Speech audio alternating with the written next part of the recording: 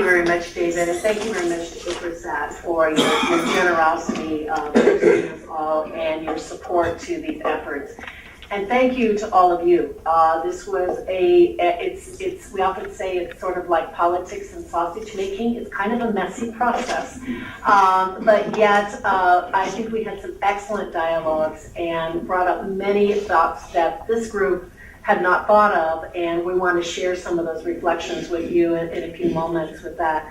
But it was because of you and your effort that, again, I think that we are really working towards demand-driven education, as you just said, David, that's so important, that we involve all of those who are going to be our constituents with that.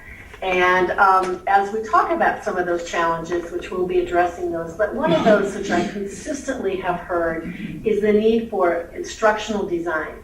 That if we do things as we've done it in the past, kind of the teacher expert model, that's not what our students are used to. That's not what our next generation is used to. So all of us may have to go back and do a little bit of our acting and become Bollywood and Hollywood stars, as we talked about yesterday. But we have to find ways to engage and excite people into the field of agriculture. And so as we're looking at challenges, and as we are looking at challenges here, how do we integrate the technology? How do we integrate everything so that we are indeed doing innovation and creativity? And as we spoke, many of us are from higher education institutions, but I think it's also important, and I heard this amongst all of you, to really involve and engage partnerships.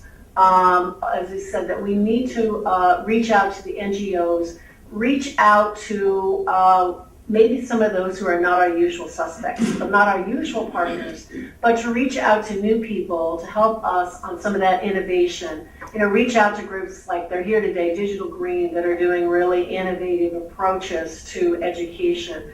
And so it's really a challenge and incumbent upon all of us to think outside of that which we traditionally know, and I'm getting quite a bit of that gray hair myself, and so I need to really reach out, and I encourage all of you who've given today to go back and create your own focus groups, create your own conversations with your users so that it is a demand-driven, and that this is not just a one-time meeting that we're going to have, but that we will look at, I was going to say Tom's going to be talking in a few moments about next steps, but one of the things that we want to look at is creating a platform so that we can grow and learn from each other, as you suggested.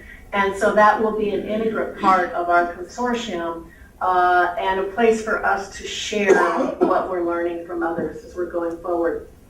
So again, as I'm sort of outlining some of the challenges and summarizing what a number of you said, coming out of our discussions yesterday and your excellent feedback and reporting back today, there were so many ideas that I had not even thought of. For instance, the area of regional chapters. That was brilliant to talk about the way that we can integrate the aspects of the different regions around the world.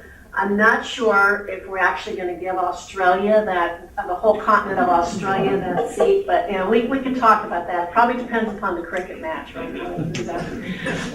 But how do we go about creating representation that is truly reflective of the needs and the users around the world with that? So that was one which I thought was an amazing thought process that you all have come out on. The others which we're talking a lot about the impact of fiduciary responsibility, and that came out very strong amongst all of your groups, which I was indeed very respectful of that, because resources are always limited. And so how do we ensure that we have a structure that does, but who would be beneficiaries of this in this partnership going forward?